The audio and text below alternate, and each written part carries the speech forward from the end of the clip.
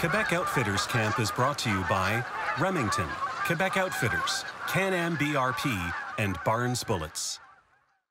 This week, the tireless team of the Quebec Outfitters Camp is winging its way to the Bois-Franc region in Victoriaville, which is the home base of Destination Le Mirage Outfitter. Join us as experienced guide Martin Poisson takes us on an exciting snow goose hunt.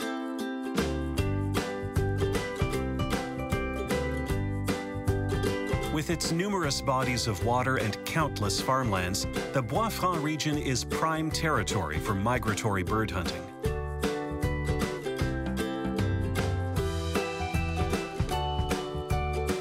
Benefiting from the recent expansion of the migration corridor, snow geese now invade the region in the hundreds of thousands during their annual migration.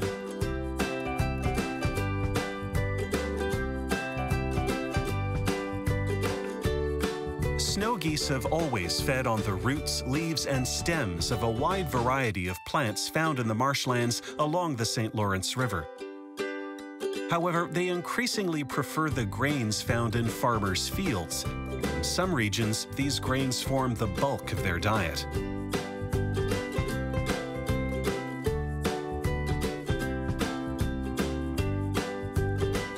With its ideal location in the heart of snow goose habitat, this Victoriaville Outfitters setup is a veritable nirvana for waterfowlers.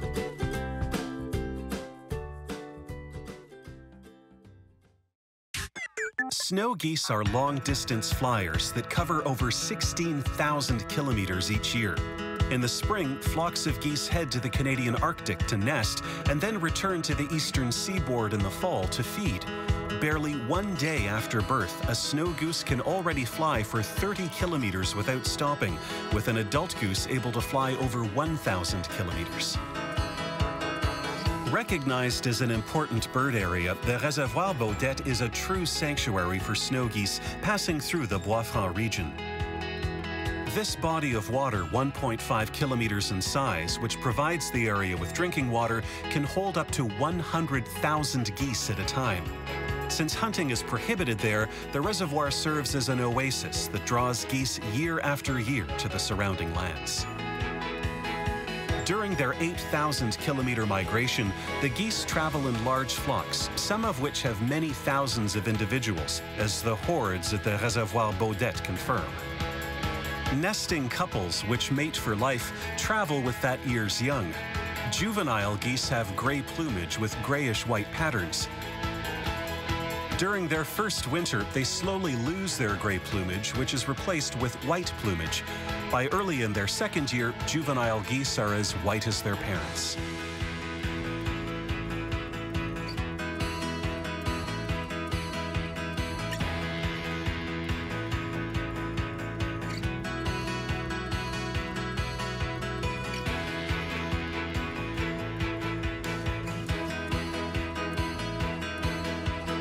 Of course, some geese are less sociable than others.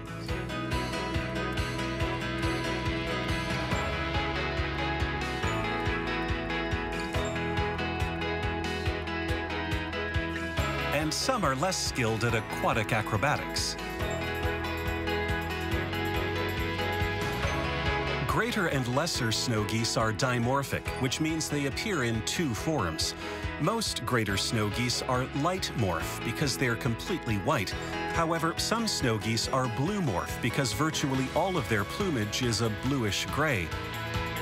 This temporary coloration, which is very common in lesser snow geese, is found in only 4% of greater snow geese. Moreover, so-called blue geese tend to mate with other blue geese, while white geese mate with other white geese.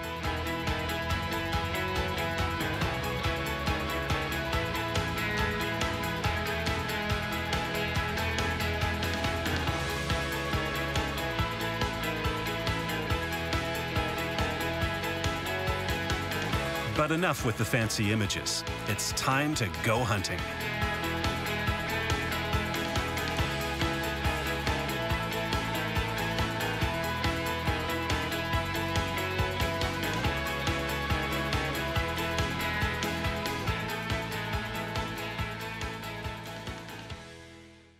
We're in the town of Château-Richer on the shores of the St. Lawrence River, on private lands operated by Destination Le Mirage Outfitter in the spring.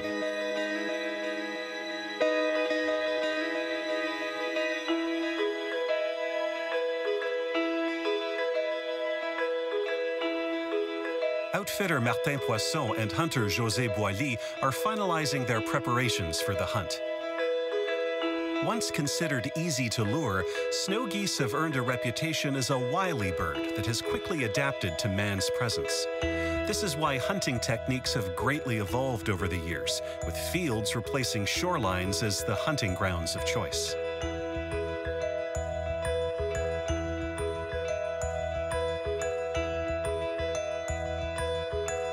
For the moment, the geese seem hesitant to leave the river.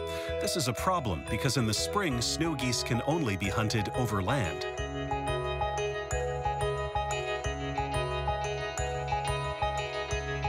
Much to the disappointment of Lily, Martin Poisson's dog, who's starting to get antsy.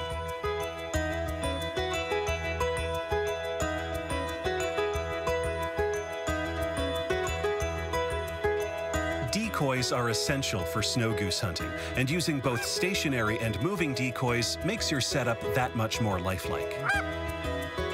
A first few geese approach our hidden hunters. Go. And it's a double header for Martin and José.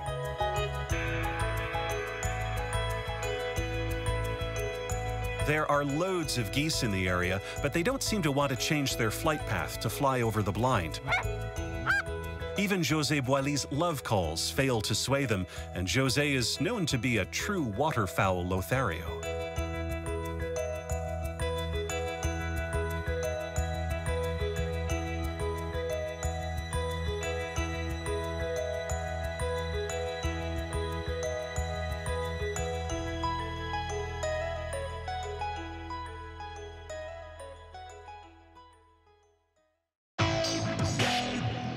After a difficult morning, the hunters decide to go for broke with a change of strategy. Clad all in white, they hide amongst their decoys in hopes of luring the geese, which are providing a serious challenge. After repeated calls, their decision finally pays off as 4 geese wing down for a look. Here you go. Martin and José bag 2, which Lily hurries to retrieve.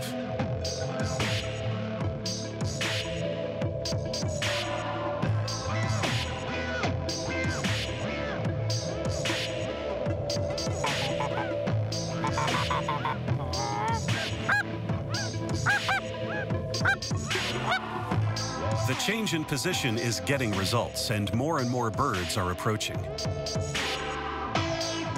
Patience and strategy are the 2 keys to this finesse hunt, where the entire challenge is drawing the birds towards you. And when it works, you can't miss your shots.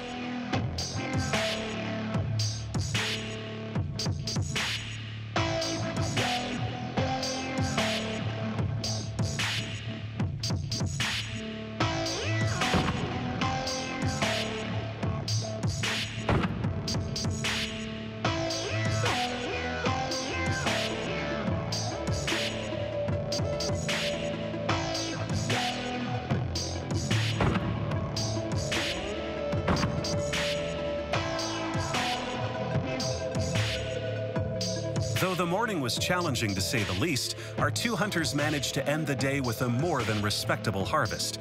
As the saying goes, try and try again.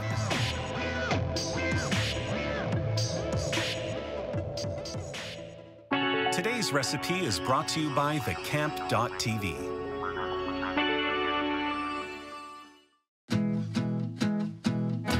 For this week's recipe, start by dicing half an onion. Next, mince 1 or 2 cloves of garlic. Chop up a bit of leek. And don't forget the cauliflower. Chop up a carrot and some broccoli. Next, you'll need half a package of bechamel sauce mix, 1 teaspoon of curry powder, and a splash of sambal olek. You'll also need dried Asian noodles. Next, slice a pork chop into strips.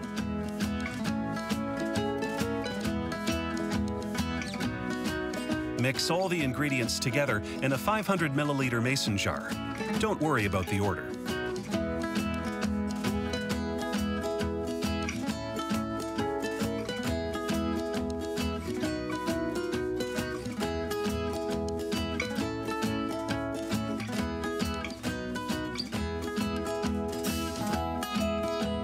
Pour in chicken stock to cover the ingredients. Then add some coconut milk, salt, and fresh coriander. Seal the jar and place it for 30 minutes in a pot of boiling water. When it's ready, you can enjoy these delicious curry noodles straight from the jar.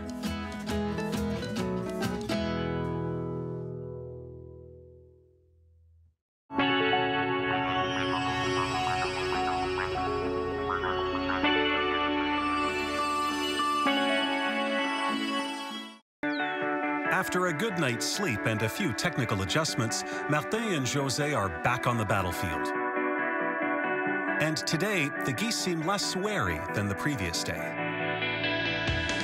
The spring snow goose hunt takes great subtlety, and a goose-clouded sky is always good to see, since it means the location is right, the decoy setup is perfect, and the calls are all making magic.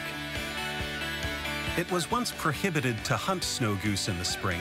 However, with the overpopulation of snow goose colonies, since 1999, the hunt has been open in April and May, much to the delight of waterfowlers. And the hunt will remain open until goose populations are reduced to a more sustainable level.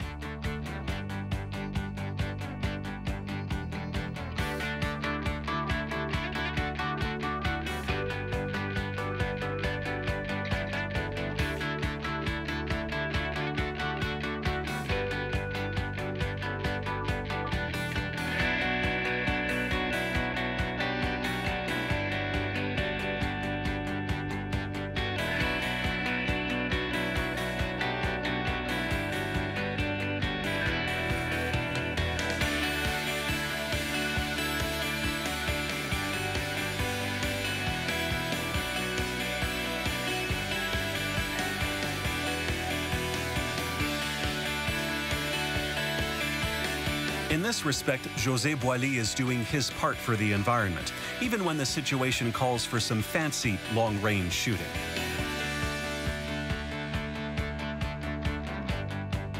Lily is happy to be able to stretch her legs.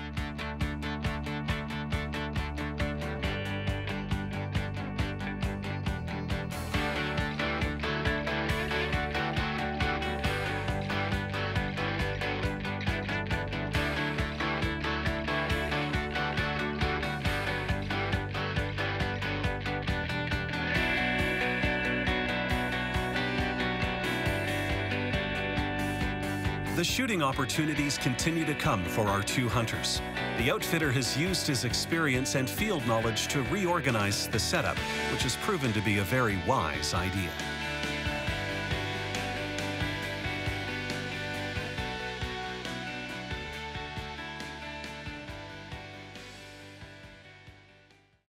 This week, Alan reminds you to bring everything you need to bag some spring snow geese.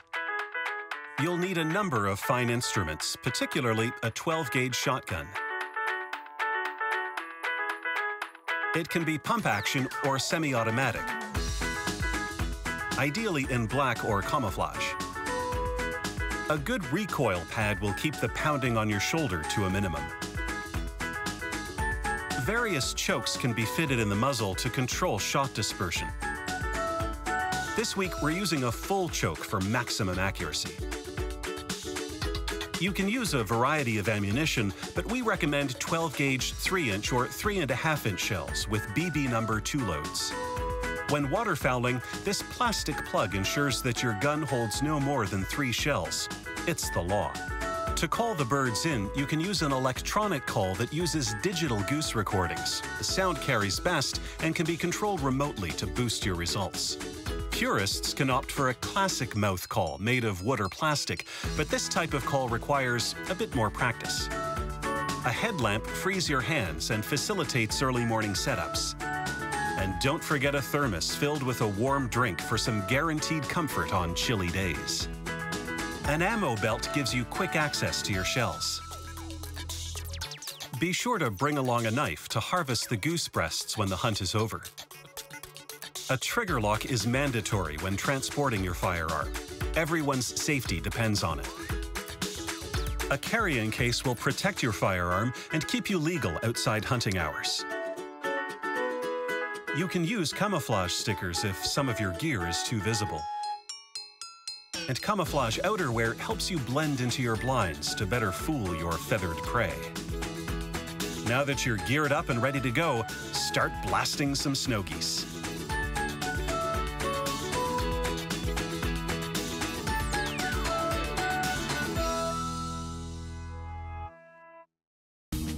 After a well-deserved lunch, we head back out for a final afternoon of hunting in the Côte de Beaupré.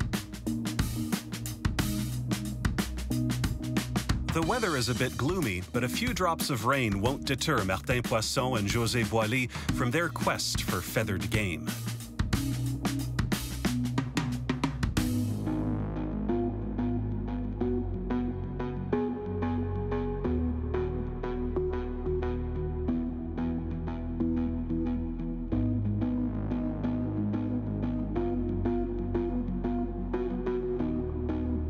It's not long before the white hordes appear on the horizon.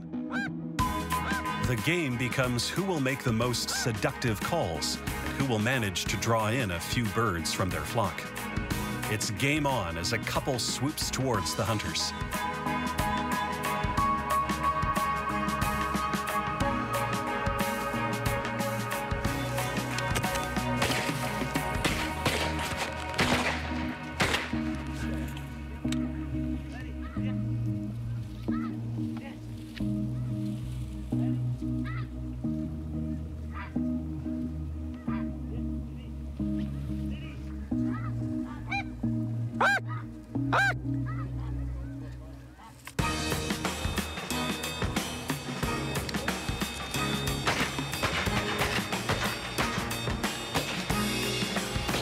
The shots follow soon after the calls, leaving the hunters barely enough time to put down their guns.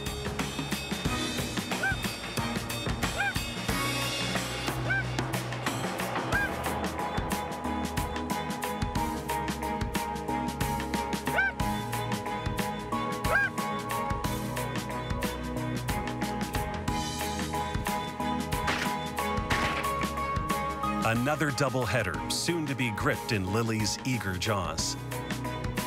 When waterfowling, a good retriever dog is essential. Tough, good runners, and above all, good swimmers, retrievers can find game quickly and bring it to their master. They're extremely useful hunting companions who can slash the time spent on finding and recovering game, and who can ensure that your hard-won birds are not lost in the brush or in the water.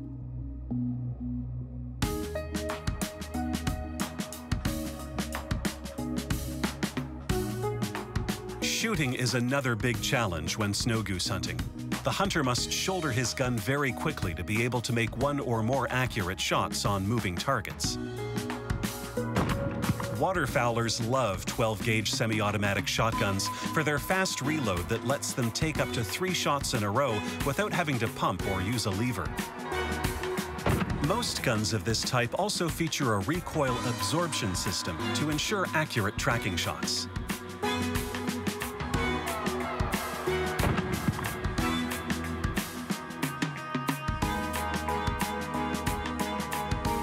That's some nice shooting, Jose.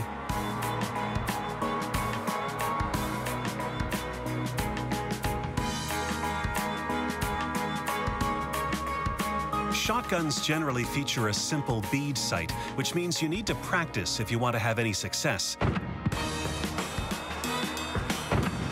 A snow goose is definitely worth a few hours spent blasting clays.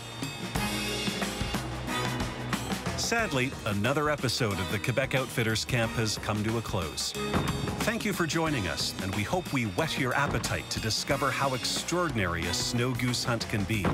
From the shores of the St. Lawrence River, we bid you goodbye until another adventure next week with the Quebec Outfitters Camp.